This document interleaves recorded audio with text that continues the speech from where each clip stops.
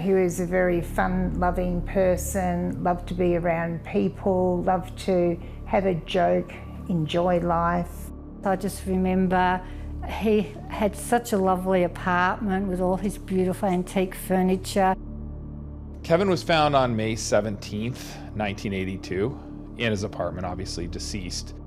We knew that he had a business decorating store windows, and he used to use his apartment to sell furniture items and art.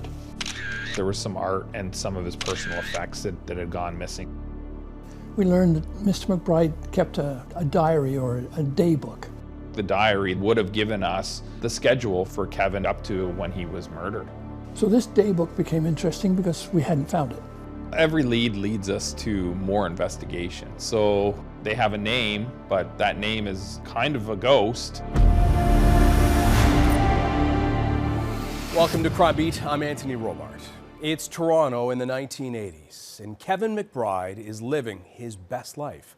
The talented window dresser and entrepreneur had such a magnetic personality and wide circle of friends that when he is suddenly found dead, hundreds of people contact police offering to help. But despite the many leads, his death remained a mystery. Here now is the death of the window dresser. So it's May 1982. Kevin McBride was supposed to attend a dinner party with certain friends of his. He didn't show up that evening.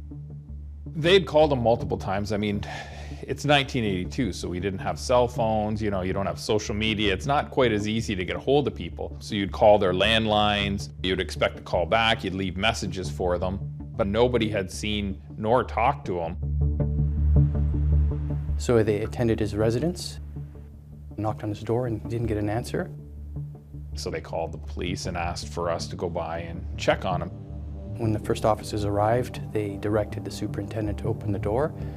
When they entered the apartment, they located Mr. McBride.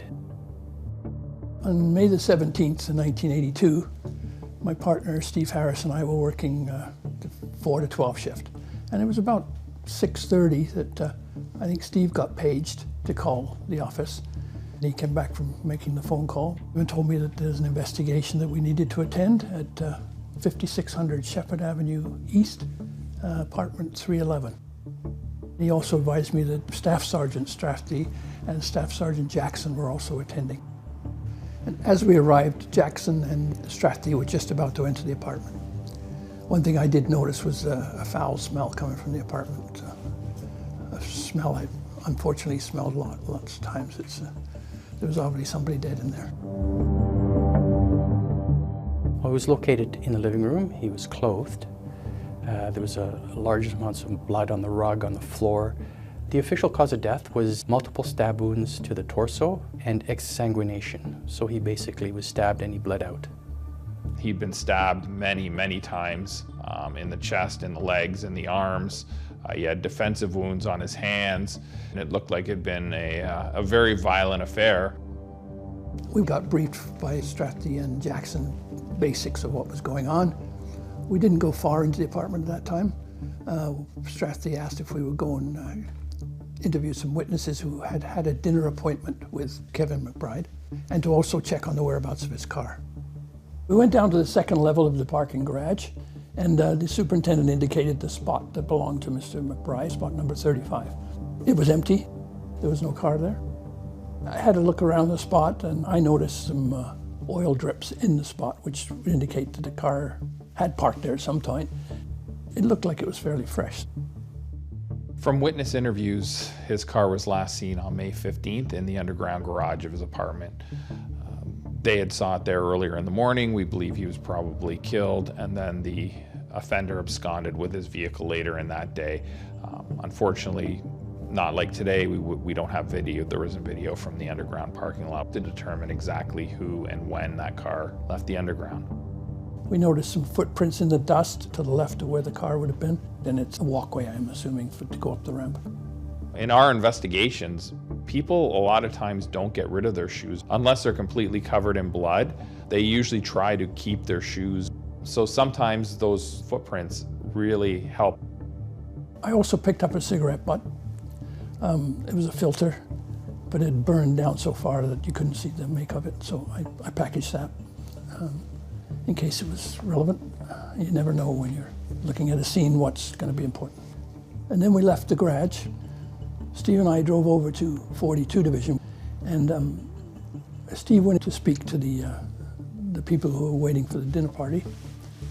And I got on the phone with Straff D, and we had some discussion about identifying what car he owned. I contacted the CPIC operator. CPIC is a national database of all police information. It has all the police records and all the vehicle records, or links to other databases with records in it. So through that operator, she was able to tell me that he had leased a 1979 black Oldsmobile 98. ORA 329 was the license number. So I put out a provincial alert looking for that car, and I put the information that it was wanted in regards to a homicide. After that, Steve and I went back to the scene. So we then had a more sort of thorough look around the scene. They were still fingerprinting and taking photographs. I noticed that it was like well furnished. It was nice furniture. It was well done, it looked nice. It was a 2-bedroom apartment, had a TV room, had a small dinette area, kitchen, then a fairly large living room. And there was a white Chesterfield facing the windows, and he was found beside that Chesterfield. There was some white carpet in the dinette area, and then a dark green carpet in the rest of the apartment. There was a blood stain where the body had lain, and there was blood spatters in different places. Nothing was turned over.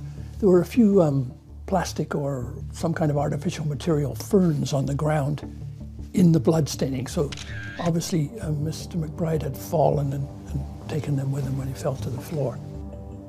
I think it was Dix that pointed out the glass dinette table.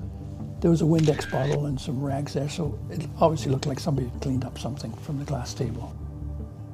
Back in the 80s, everyone, even criminals, knew that their fingerprints could be searched. So there could have been a possibility that the individual that did this murder at the time knew about that type of evidence and tried to clean up after himself. We took a cloth from the top of the fridge.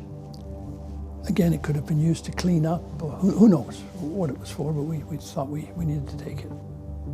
We took samples of where the rug was stained. We took samples even from a rubber plant that had some kind of fluid on it. We don't know what it was. And we took, I think, about 20 or 30 samples of different places that needed to be examined within the scene that would hopefully give us some evidence as to what happened there. We were running on the theory that he'd been robbed. We weren't exactly sure of what, but I think at some point we discovered that a credit card was missing. When they looked around, there was some art and some of his personal effects that had gone missing. They weren't really sure what it was just kind of empty spaces. But they believed that some of the art was taken and some of his personal papers were taken, maybe, so they could get into his bank accounts, those sort of things. Back in 1982, it wasn't as easy as going on your phone and, opening up your bank account. You actually physically had to go to a bank to take money out. So they would have needed the papers in order to try to access his money. Also found out he didn't carry a wallet. He used to carry his cash in a money clip, usually 30 or 40 bucks. And he kept his driver's license in one of those little plastic folders, which he kept in his pocket. But his checkbook and other papers, he kept them in his car. And if ever he had to write a check for some reason, he'd have to go out of his car to get his checkbook. He was known for that. So the belief is that the offenders, upon killing Mr. McBride, found his keys, took his vehicle, and fled. So if you're able to find the vehicle, you're most likely able to find the offender if they're still driving it. May the 20th, so we're 3 days later now, we learned that Mr. McBride kept a diary or a day book. And it was described as a dark black page per day. And that he would never go anywhere without it. It would always be in his possession, whether it was social or business. And he wrote down everything in this day book of who he was talking to, who he met, jobs he did, etc. And a lot of people mentioned this book. So this day book became interesting because we hadn't found it. They were able to find old versions of his diary, but his current diary was missing. So that was part of the paperwork that was taken with them. Now, did the offender know that Mr. McBride kept everything in his diary and he was taking that because maybe his name was written in there? Or was it just something that he thought this may be useful to him later? We don't really know, but regardless, he took the diary that would have given us the schedule for Kevin for that week up to when he was murdered.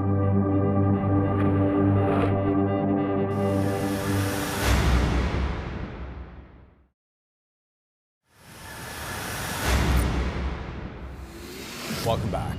After failing to show up to a dinner party, Kevin McBride was discovered stabbed to death in his apartment. There were no signs of struggle, but some of his belongings were missing, including a daytimer in which he was known to write all of his activities. We now return to the death of the window dresser. Kevin was found on May 17th, 1982. He had been there for a few days. They believe the last time he was seen was about May 15th, so it was a good 2 days that Kevin was deceased in his apartment. There was a towel covered in blood. There was also tissues covered in blood, cigarette butts that were smoked at the scene. There were some beer bottles. There was a number of fingerprints, but we had nothing on file for any of the people. You can use the victim's blood type to say that there may have been a different blood type in there, but that's really as far as you could have went in 1982.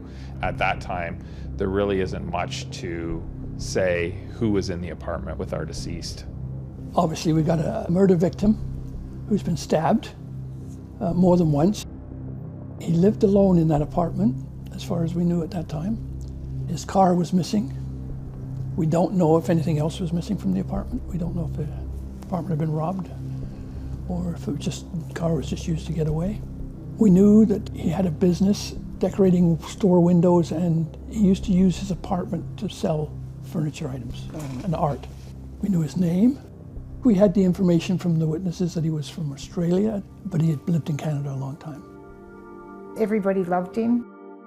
He was a very fun-loving person, loved to be around people, loved to have a joke, enjoy life. He loved doing photography as a hobby. He was a window dresser, so he was very good at that, very talented with his art. Always dressed immaculately. You never really seen him in casual clothes. I remember an auntie telling me my mum was in hospital and he went in to visit her and they thought it was a doctor coming in because of how he was dressed so well. I do remember him walking me up to the bus stop to school one morning, and one of my friends that was with me said, "Oh, your uncle looks so rich," because of the way he was dressed. Kev was born in a town called Currumborough in Victoria on the 29th of January 1935. Unfortunately, his mother got blood poisoning through delivery. She later passed away when Kev was only 6 days old. There was 3 other siblings. You know, back then it was very hard for my grandfather being a single dad with 4 kids. He was a coal miner, and all the family was separated up into friends and family so that they could look after them, so my granddad could still work. And eventually my grandfather got remarried and all the family got back together again. Later on, 2 other siblings come along. They were all very close-knit family, so very close. Kev's first job was at a butter factory. He used to have to ride his push bike to the factory, and I looked it up before. It was a 27-kilometre ride each way. And then apparently once a week he was allowed to bring home a bottle of fresh cream for the family, so they'd always look forward to having cream on their dessert that night. And then he shifted down to Melbourne, where he started working for David Jones, which was, you know, department store, and he started doing the window dressing. And then later on he shifted up to Queensland to a town called Townsville and continued that. And then they sent him to Canada to do a course. And he fell in love with Canada and that's where he stayed. He just loved it over there, he loved the life. But he travelled a lot. He was always out travelling and seeing a lot of the world. I went to visit Kevin in Canada in 1980 and I was 20 years of age at that time. Kevin has another niece and we were travelling, and while we were in England we decided to travel over to Canada because it wasn't that far to go at the time. He had such a lovely apartment with all his beautiful antique furniture. We were both quite fascinated by that. He spent most of his time taking us into like the city of Toronto. We went away for a weekend up to Niagara Falls with him. Because it was snowing at the time, he took us out into sort of the forest on, I don't know what they're called, skidoos. Yes, he took us out there for the day. We had a campfire out there and we used to go out most nights to visit his friends, either at their apartments or we'd go out for dinner somewhere. We just had such a fantastic time. He was really a great host. He made me feel like part of the family. I guess for us it was a little difficult saying goodbye because we didn't know, when we'd see him again. Kev tried to come back roughly every 4 years to Australia to visit everybody. He was actually due to come back to Australia the following year after he was killed. He was due to come back in the March for his father's 80th birthday. We had a big celebration organised for that. So he didn't obviously get to make that, but we're all looking forward to that visit. I remember, I think it was either very late at night or early hours in the morning, our doorbell ringing, and it was my auntie and uncle. She come down to tell Mum and my dad that he'd been killed. My grandfather had rang them and told them. The Interpol police had been around to them very late at night and told them what had happened, but saying that we didn't have a lot of information. We were just told he'd been murdered.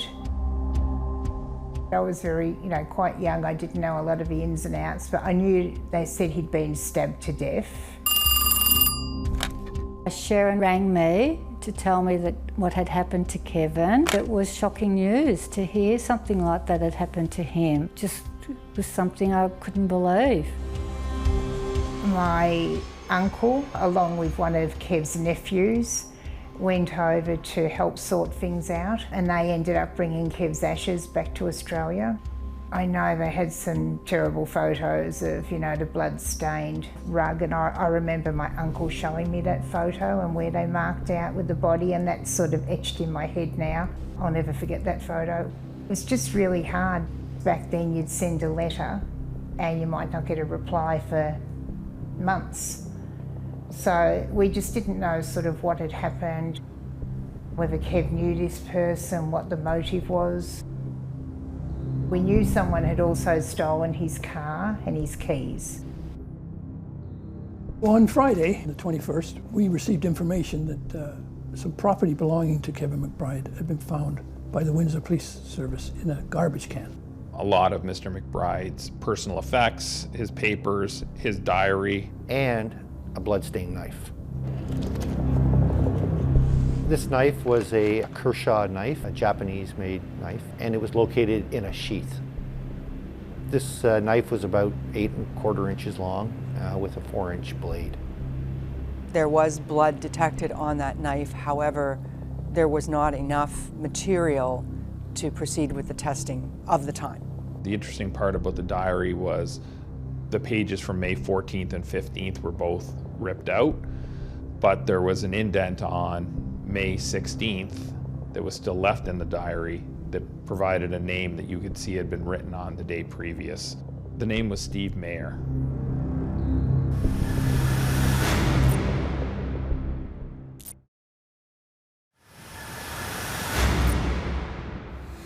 Welcome back.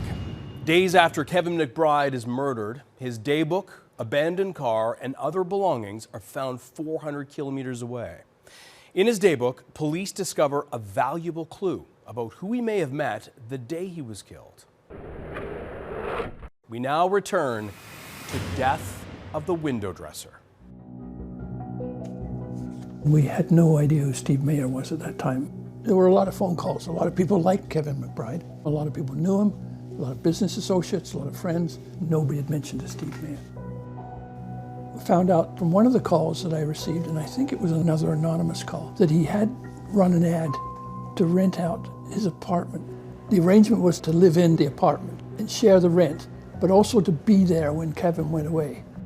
Because there's no forced entry, that means maybe someone came to look at the apartment and then did rob him and stabbed him to death. Shortly after, we found that Mr. McBride's credit cards are being used in Detroit, Michigan. The offenders utilizing these cards to buy certain things, buy some jewelry, pay for hotels, those sort of things. Our officers actually have to attend down to Windsor and Detroit. The witnesses provide the information that sometimes there was one person utilizing the card, at other times there was two people involved in the transaction, although one person was actually passing themselves off as the deceased. There was one person, possibly two, traveling together. So I came in on the Sunday, and there was a couple of officers there who'd been answering the phones and taking reports. And they had submitted a supplementary report. A room clerk at the Selby Hotel down on Sherburne Street called in to say that Steve Mayer was a regular there and knew him well, and gave a description of him, and reported that he checked in on the 17th of May, but he had been thrown out for some kind of misdemeanor by another room clerk. The room clerk described him as a quick-tempered person. When they checked with the room clerk who made the note about throwing the person out, it turned out it was a Rod McKenzie that had been thrown out, not Steve Mayer. So they followed it up and checked further and found a photograph of Rod McKenzie in our files. He had a criminal record. And when they showed that picture to the room clerk, he identified Rod McKenzie as the person he knows as Steve Mayer. So there was some suspicion there. Why is he registering under another name, and where is he now? So when I next spoke to Dix or Jackson down in Windsor, I gave them the description of Steve Mayer. They said that it's a similar description to the person who used the credit card of our deceased down in the Windsor area on the 16th of May. We also had a report from OPP inspector that the car had been seen westbound on the 401. So we have the car in the area as well. Police continue looking for the vehicle, but they also put out a composite photo of the person that they believe is utilizing the credit card. A brief description was provided, press release was done, requesting information, and nothing came forward. So in September of 1982, we actually find Mr. McBride's stolen vehicle in the US. Officers are able to seize the vehicle. The entire thing is fingerprinted, swabbed. We take everything that we possibly could out of the vehicle, hoping to find something forensically that can link us to the offender. When the car was located, there was a number of receipts that were located in the car that were made with Mr. McBride's credit cards. There was a fingerprint that was developed from one of the receipts that was checked through our databases back in 1982, and there was no identification made. Every lead leads us to more investigation. They have a name, but that name is kind of a ghost. He needs to be tracked down. Anybody that would have any association to him would be tracked down, try to track his movements. Back in '82, they were just utilizing traditional police work, but unfortunately, at the time, we didn't get anywhere. The case goes cold. So I joined the cold case unit in 2015, and I was tasked with reviewing cold cases that were close contact homicides that may have had any sort of DNA evidence or fingerprint evidence that hadn't been fully explored yet. Typically a stabbing or a strangulation, something that requires the perpetrator to physically touch the victim. Kevin McBride had been stabbed over 25 times and had numerous defensive wounds as well. Whoever did this was extremely violent. So the first time I met with Detective Marsman and Detective Smithson, one of the first things I asked for was an updated exhibit list. The difference between technology then and now is such that items that people might not have even thought to submit in 1982, because there is no prospect of getting any useful information from, you may now be able to get useful information from with new technology such as DNA. It was challenging. None of the boxes listed what was in these boxes. It's like a surprise, right? There's a broken table, large cut glass crystal vase, cigarette butts, bloodstained clothing, the knife, the attaché case, numerous documents, the old credit card statements. I believe I got about 60 or 70 items in total, including all the blood swabs and the autopsy samples. Back in '82, there had been a series of rags/handkerchiefs and a towel that had been in unusual locations that in Mr. McBride's state would have been unusual for him to have been able to place them in that location. It was determined that the bloodstained rags, bloodstained paper towels, and the knife would be submitted to the Center for Forensic Science. A lot of times during knife-type stabbings or woundings, the suspect will inadvertently cut themselves. It's a fight. Obviously, Kevin McBride wasn't just sitting there willingly being stabbed to death, probably was fighting for his life. In these attacks with a knife, the offender does usually cut themselves because of the force of actually pushing a knife into somebody's body. If you hit a bone of any sort, it drives the knife back into the thumb area of the person's hand. It appeared to me that the individual that did this homicide went into the kitchen and was tending to one of his injuries. That in itself was extremely important, that here's items that were separated from the living room in a different location within the apartment that potentially had the DNA of the suspect. Some of the other items that were located inside the apartment were cigarette butts. In today's world of forensics, cigarette butts contain valuable DNA. Once we got the results back, we found we had 2 different male DNA profiles. And one of them was on the paper towel sample and on the cigarette butts. So the next problem we have is that we had a comparison sample from Mr. McBride that had been collected in 1982. And unfortunately, after 30 plus years, it didn't provide us with an appropriate DNA profile for comparison. So we were left with this situation of we have 2 male DNA profiles, but we don't know which one may be from the perpetrator. So I go back to Detective Smithson and say, what else do we have that we could use as a comparison sample from this person? I located several items from the postmortem.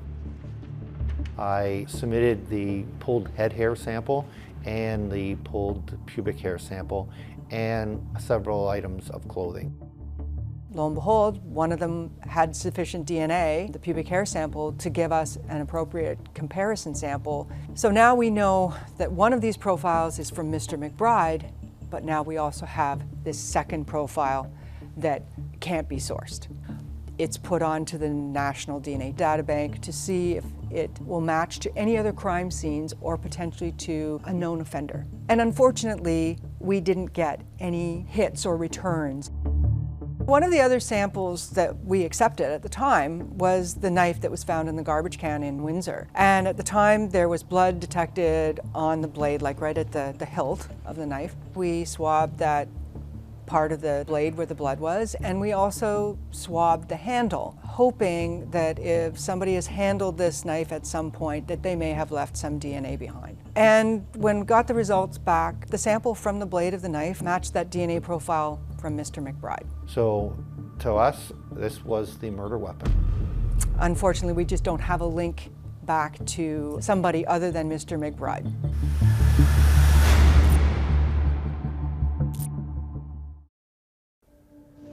Someone who's trying to clean up, to try to remove any evidence of them being there. 1982, obviously the scene was fingerprinted. I was pursuing having the fingerprints checked again through all our Canadian databases.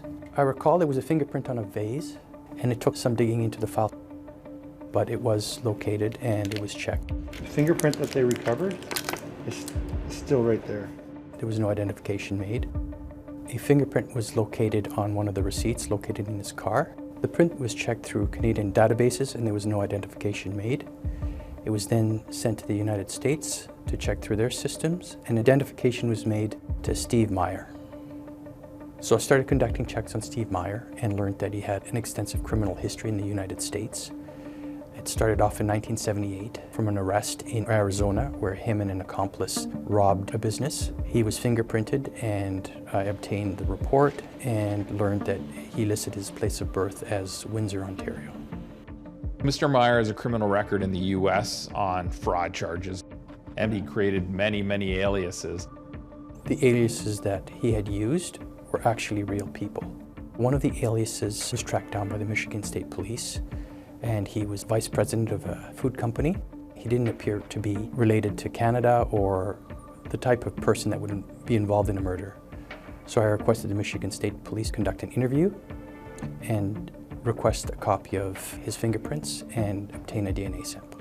This person advised that he did go to high school with Mr. Myers and that he had issues in the past with his name being used. He was ultimately cleared from the investigation.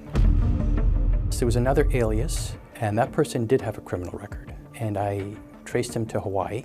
Prior to that, I'd learned that this person was on the United States DNA databank. So then I requested RCFS to send a sample to their CODIS to compare the crime scene DNA sample to this person's sample, and he was excluded. After he was excluded, I asked the Hawaii police to interview him. As part of the interview, this person did acknowledge that he knew Steve Meyer and he went to school with him, and he had also suffered in the past from having had his name used in the commission of crimes. There was another alias that Meyer used and found that he was living in Canada, up in Gananoque.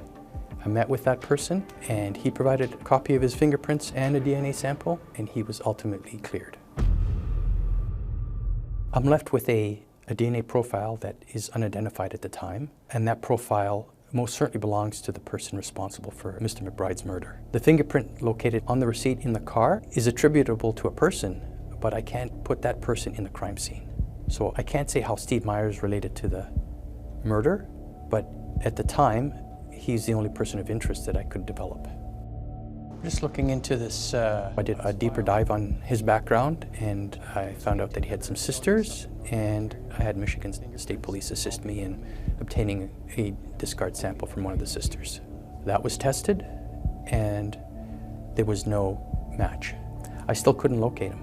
He just moves on to another identity, right? He's just going person to person to person. I couldn't find an address for him. There was no recent criminal arrests that provided me with a current address. How old would he be, 70s?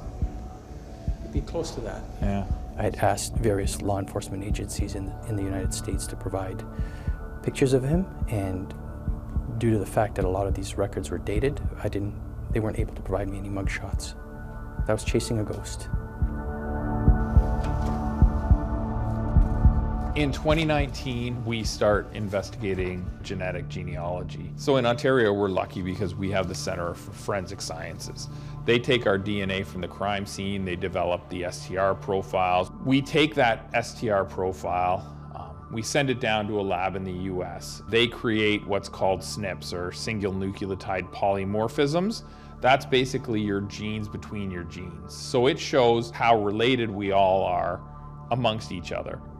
It allows us to upload to two databases. One is GEDmatch, one is Family Tree DNA. They're the only two that allow police involvement. And we get a match list sent back to our genealogist. So it tells us how many people that are on these sites are actually related to our offender.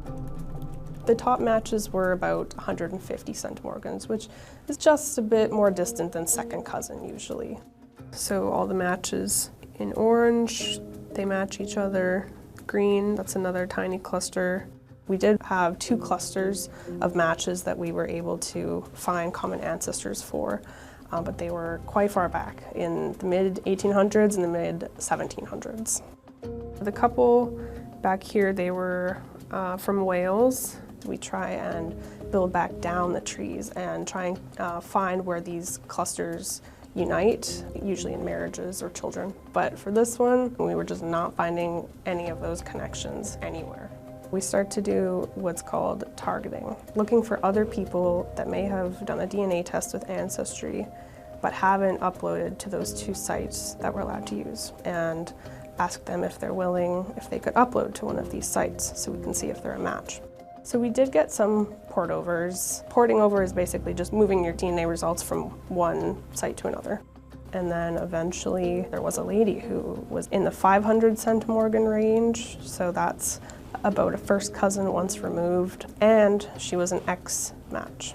An X match immediately tells us that that match is on the maternal side of the suspect. This is big, and we know that the relation from this lady is on her father's side, so we knew we had to look at her father's mother's side. Once removed means there's a generation difference. So this lady's first cousin's child could be the suspect, or this lady's parents' first cousin could be the suspect. This lady was older. Her parents in that generation were long dead, so we knew that we would probably be looking a generation below her. We narrowed it down to these 2 brothers who were in the right age range of our potential suspect. One of the brothers was easier to find. He was married, had some kids, seemed like a family man. And then the other brother, we had a real hard time finding anything about him. And we did find that he had been married at one point. And then while we were finding obituaries of family members, we saw that in his stepmother's obituary, the brother that we couldn't find much on was listed to be living in Canada. This was our first kind of Canada connection in the whole tree. They were all from the US, and no one had seemed to move up here, but now we've got this one brother who, it fits the DNA and he's living in Canada. That's interesting to us. He was living out west. He's been in Canada for a number of years, and over the past month before we received his name, he actually died. So he's now deceased, and we have to collect either the deceased's DNA or DNA from the US to match up against our crime scene. There's something called YSTR testing. So if we were to get one brother and it was not the correct brother, we were able to YSTR test and make sure that it is still a close male relative of him, which would lead us directly to his brother. But we had to make a decision on which brother we were going to try to get the DNA from.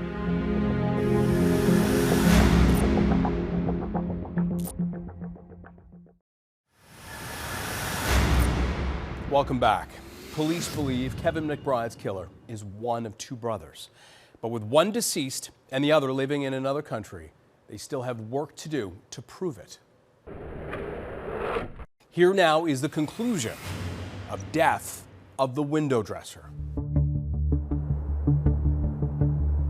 So we looked into the Canadian brother. Unfortunately, he'd been cremated, so we didn't have the ability to dig his body up and extract DNA. But our investigators made inquiries, and there actually was material from his autopsy. And so investigators managed to obtain tissue samples from this individual. Lo and behold, they had a lot of DNA, and when a DNA profile was developed, they're able to tell us that, yes, the deceased person that we've identified is the same profile as found on the blood in the murder scene of Mr. McBride. It's not Mr. Meyer. It's somebody different. It's just the way things go sometimes. Sometimes you do an investigation And when you look back into the case boxes, the offender's name's there. Most recently, what we found is when we find the offender, we look back and that offender's never been on our radar. So they have no association to the actual victim. There was no way to put this person together with our victim. It's as shocking to us as it is to everybody else, but that's the power of IGG. The offender's name is William Taylor. Well, Taylor didn't have a criminal record, so he never had his fingerprints on file. He's just lived in the US for a little bit, lived out west for a number of years, had a family. We were able to put him in Toronto at certain points, but there was nothing that stands out, nothing that says this guy should have been looked at or this guy was a continuous offender. This almost seems like a one-time deal. Whatever the reasons, it seems like he murdered somebody and then just kind of went off the radar. He didn't appear to commit any other offenses. It turns out that Mr. Taylor actually lived in the building where Mr. McBride was killed. So did it have something to do with something that happened in the building, or did he believe that Mr. McBride had a lot of money or a lot of valuables? We don't really know. But something happened in that building that drew the attention of Mr. Taylor to Mr. McBride. And whatever that was, Mr. Taylor murdered him in cold blood, stabbed him 20, 25 times. It's not something that happens in normal course of a day. So we'll probably never know what that was about, but we do know that Mr. Taylor was our offender and it resulted in the death of Mr. McBride. When I finally got that call to say the police wanted to speak to me, and then we found out the murderer had been found, but he'd passed away a few months prior. It was sort of good in one way, but he's taken his secret to the grave and was never punished for it. But your wonder was, like, did anybody else know what he did? I still believe there must have been more than him that knew about it. So what do we think about Steve Meyer now? Well, there's no doubt in our mind that Steve Meyer played a part in this. He probably fenced the stolen property, but there's nothing to put him at the actual crime scene. Even though we believe that Mr. Meyer was involved and probably has information for us, with the offender being deceased, there is no criminal proceedings. A lot of mixed feelings. Of course, you're upset, it's all the unknowns, like why did it happen, and for such a nice person, what a brutal way to be killed. I think it was just more shock than anything that there's something like that could happen. He was always sort of the life of the party. He always walked in and he just had something about him when he walked into a room. So people, I think, were drawn to Kevin because, as I said, he always was dressed nicely. He always spoke nicely. What you see in that smile with him is what he was like. You could see that in him. He was always friendly, always, fun. We'd always have fun with him. He'd be out sort of, playing with us, and, we'd always join in his chats. He used to bring over slides of all his travels, and we used to love sitting there with the old projector and looking at all the slides and hearing his stories of, places he'd been. And he always used to say to me, when you're older, you've got to come over. And I always said I would. So as yet, I haven't got to Canada, but it's on our plans for soon. So I'd like to see where he spent time as well. So when my uncle and his nephew went over, they brought his ashes back to Australia, and we took him up to the cemetery where his mother was, where his mother's buried, and they put the ashes in with his mum, because Kev was never married and never had children or anything, so yeah, we thought that was the right thing to do. So finally reunited with his mum after her only spending 6 days with him. Kevin McBride may not have had much time with his mother, but the years he got with the rest of his family was cherished by all. Though they will never see Kevin's killer brought to justice, they are grateful to Toronto police for solving the case. Thank you for joining us tonight on Crime Beat. I'm Anthony Robart. Want more episodes of Crime Beat? Listen to the Crime Beat podcast, now for free on Apple Podcasts, Spotify, or wherever you find your favorite podcast. And for past episodes of Crime Beat, go to the Global TV app, visit globaltv.com, or check out our Crime Beat YouTube page.